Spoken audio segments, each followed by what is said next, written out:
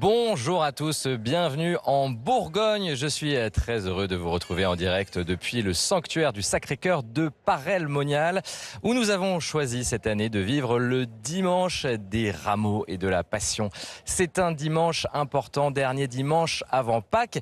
Il ouvre la Semaine Sainte. Alors dans 15 minutes, nous allons débuter la célébration ici au chevet de la basilique de Paray-le-Monial, à l'extérieur comme le veut la tradition. Et puis après, nous partirons en procession du côté d'une petite chapelle charmante, chapelle où se sont déroulées des apparitions, les apparitions de Jésus et de son Sacré-Cœur à Sœur Marguerite Marie. C'était il y a 350 ans. Mais d'abord, guide-moi sur les chemins de ta vérité. Vous le savez, c'est le thème de notre carême que nous concluons ce matin avec vous, Sœur Marie-Hélène Robert. Bonjour. Bonjour David. C'est un plaisir d'être avec vous ce matin, professeur de théologie à l'Université catholique de Lyon. Vous êtes sœur missionnaire de Notre-Dame des Apôtres. Oui. Voilà.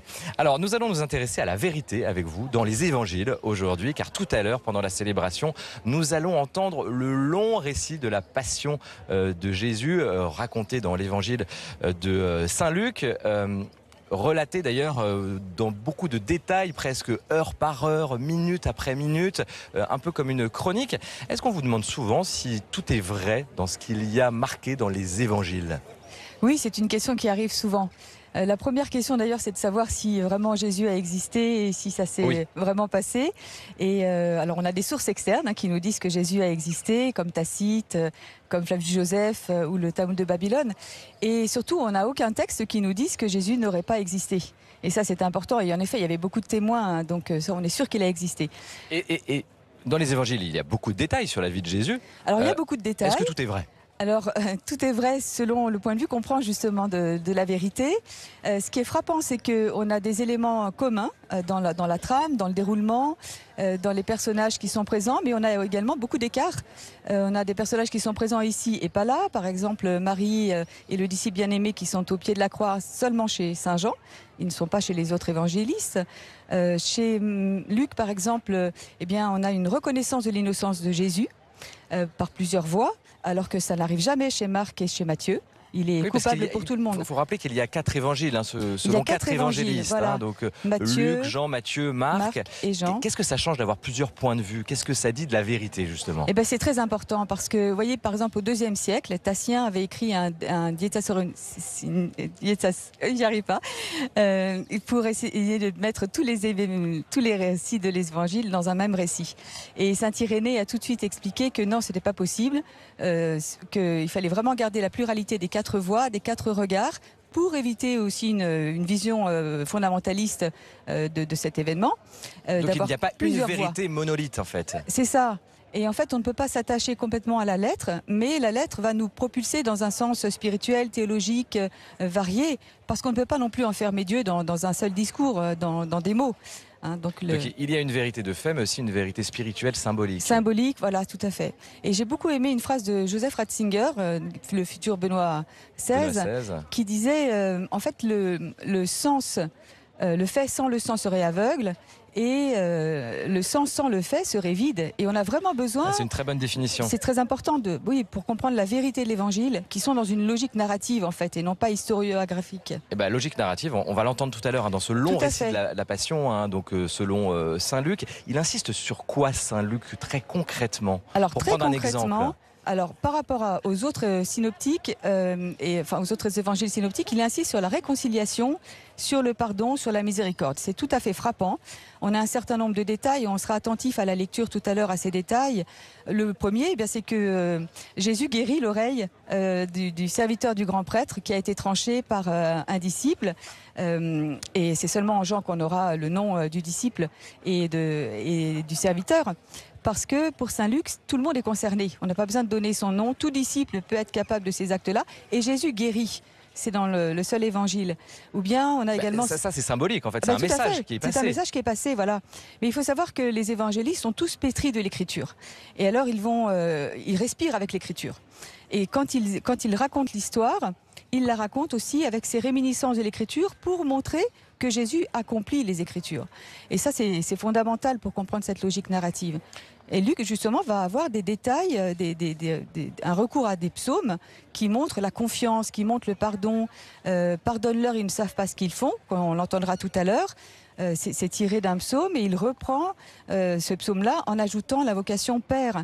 Et ça, c'est fondamental. Tout se répond en fait. Tout se répond, l'Ancien Testament. Comment on distingue vraiment dans ce long récit de la Passion ce qui est vrai factuellement oui. et ce qui est symbolique? Comment vous faites pour ça? Alors, comment on fait? On a un certain nombre de critères possibles qui ont été détaillés par les exégètes de manière vraiment scientifique. Et en même temps, on voit qu'on n'arrive jamais au vrai sens historique de ce qui s'est produit parce que ce n'est pas justement la logique des évangiles. Alors, on a des personnages historiques qui ont réellement existé, on a des lieux dans lesquels les événements se sont passés, on a des témoins aussi, mais les évangélistes vont raconter en forme de témoignages qui attestent.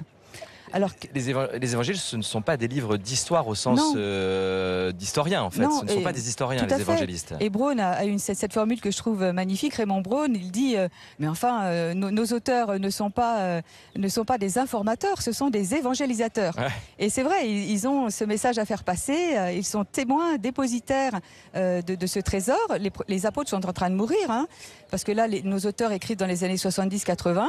Et c'est dans les années 60 que Jacques, Pierre et Paul ont été tués, massacrés. Donc on a besoin de reconstruire cette histoire, on a besoin de forger l'identité des communautés qui elles-mêmes connaissent la persécution. À part Jésus, il y a un personnage qui vous touche particulièrement dans le récit de la Passion qu'on va entendre tout à l'heure? Tous les personnages sont assez bouleversants, et en particulier tous ceux qui justement se frappent la poitrine parce qu'ils commencent à reconnaître ce qui se passe. Le malfaiteur repenti qui dit à Jésus souviens-toi de moi quand tu seras dans ton royaume. Ce dialogue est bouleversant où Jésus lui dit mais aujourd'hui même tu seras avec moi dans le paradis. Et cela parce que justement ce malfaiteur a réussi à dire mais lui n'a rien fait de mal. Encore un personnage qui reconnaît l'innocence de Jésus par rapport aux autres évangiles. Et ça parle aussi d'aujourd'hui quelque part. Et ça nous parle aujourd'hui. Et j'aime beaucoup cette parole aussi de Jésus, Père, pardonne-leur. Ils ne savent pas ce qu'ils font. Et combien c'est vrai. Là, on touche une vérité. Vous voyez, ils ne savent pas ce qu'ils font. S'ils avaient su, dit un autre texte dans les Actes, ils n'auraient pas crucifié le Seigneur de gloire. Et là, on est au cœur du message chrétien. On est au cœur du message chrétien. Je vous propose de retrouver maintenant quelqu'un que vous connaissez, le frère dominicain Lionel Gentric, à qui nous faisons appel depuis le début du carême. Chaque dimanche, il nous parle d'une grande figure spirituelle qui a été inspirée ou qui s'est saisie d'une façon ou d'une autre de cette grande question de la vérité. Je vous rappelle que c'est le thème de notre carême cette année. Regardez.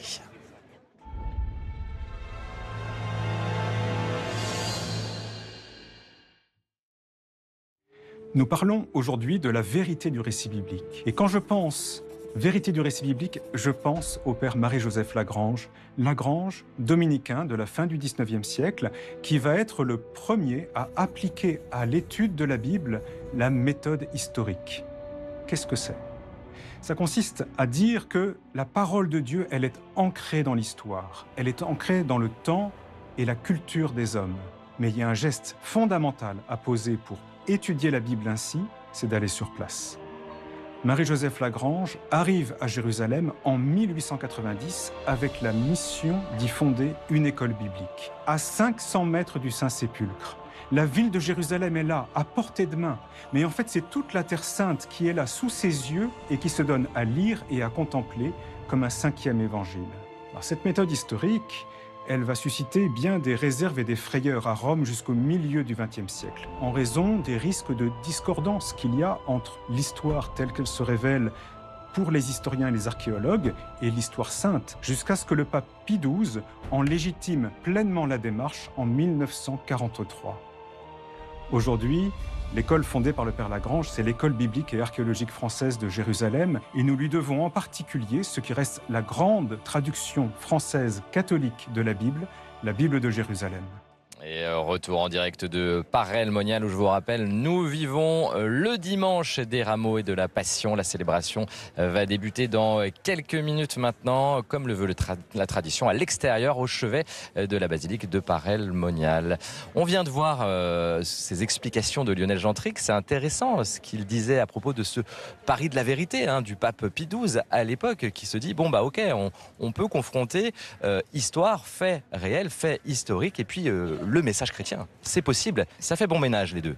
Ça fait bon ménage et surtout on prend conscience que la vérité résistera de toute manière. Puisque c'est une vérité, elle résistera à l'explication historique. Oui. Et mais ça pouvait faire peur à l'époque, ça pouvait faire peur à l'époque, oui, parce qu'on avait justement cette tradition ancrée depuis les premiers siècles d'histoire sainte où Dieu s'implique dans l'histoire. Et ça, c'est proprement l'écriture biblique, d'essayer de comprendre les traces de Dieu, l'engagement de Dieu dans l'histoire. Alors que bon, les Romains vont chercher à édifier, les Grecs vont chercher les causes, les explications, les modalités. Les historiens biblistes vont chercher vraiment l'engagement de Dieu. Même si de temps en temps on peut parler parfois d'évangiles apocryphes qui n'ont pas été retenus dans les canons, qui peuvent remettre en cause un petit peu le discours officiel de l'Église. Alors oui, c'est une grande mode actuellement. Il y a 3 critères en fait pour reconnaître les évangiles comme faisant partie du canon. C'est d'abord l'apostolicité, c'est-à-dire se reconnaître d'un apôtre, mais ça ne suffit pas parce que l'évangile de Pierre, par exemple, est bien sous le patronage d'un apôtre, mais n'a pas été retenu. Il faut aussi que cet évangile soit pratiqué dans les communautés, dans la liturgie, et bien sûr que la foi soit orthodoxe. En France. Orthodoxe, ça veut dire juste, droite. Voilà. Droite. Donc on le fait pas comme ça. On le fait pas comme ça. Ce qui est intéressant aussi dans ce qu'on a vu, dans ce que nous disait Lionel Gentric, c'est que c'est aussi l'une des grandes originalités du christianisme, c'est que Dieu s'incarne bien quelque part. Jésus a vécu quelque part en Terre Sainte. C'est le 5e évangile, disait-il. D'ailleurs, c'est intéressant comme expression. Tout à fait. Qu'est-ce que ça dit de la vérité aussi qu'on peut retrouver quelque part sur un lieu, sur une géographie? Oui, ça c'est important d'en faire l'expérience. Une année, j'avais fait la route biblique et puis Bible sur le terrain. Et on était sur le terrain et on ouvrait sur le lieu où on était toutes les pages de la Bible, l'Ancien et le Nouveau Testament, qui correspondaient à ce lieu. Et on voyait à quel point les événements étaient mis en correspondance, en écho. C'était vraiment très puissant. Et on voyait que oui, Dieu vraiment est venu sur cette terre. Et d'ailleurs, on va rejouer symboliquement quelque chose qui s'est passé il y a 2000 ans, dans quelques instants, ici même, avec les rameaux. C'est important, nous, même, de s'inscrire dans cette vérité. Jésus a été acclamé par une foule avec des rameaux.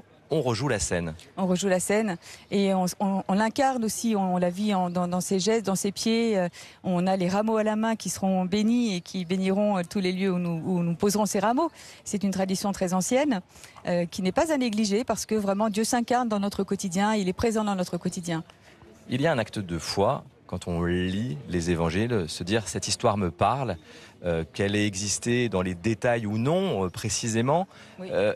Il y a un acte de foi quand on entend une histoire. C'est ça, et c'est une parole de Dieu, une parole qui vraiment agit. Je me souviens, j'avais une vingtaine d'années et j'ai trouvé au fond du bus un petit évangile qui était là, une Bible de Gédéon, je crois. Donc je l'ai pris et j'ai lu sans discontinuer l'évangile de Jean. Et j'avais 20 ans, hein. Et ça m'a vraiment bouleversée. Je me suis dit, mais c'est vrai. Et ce c'est vrai, je voyais que ça venait d'en haut, ça venait de l'Esprit Saint. C'est une lecture qui était vraiment habitée par l'Esprit. Alors que je l'avais lu combien de fois cet évangile avant? Et ça ne m'avait pas bouleversée à ce point. Donc il y a vraiment une action de Dieu, en fait. Et avec une liberté de croire, évidemment. Une liberté de croire, oui. Merci, sœur Marie-Hélène. Vous allez rester avec nous pour vivre la célébration de ce dimanche des Rameaux et de la Passion que nous allons célébrer avec les sœurs du couvent de la Visitation ici à Paray-le-Monial, couvent qui abrite la chapelle des apparitions de Jésus et de son Sacré-Cœur. Visite guidée, regardez.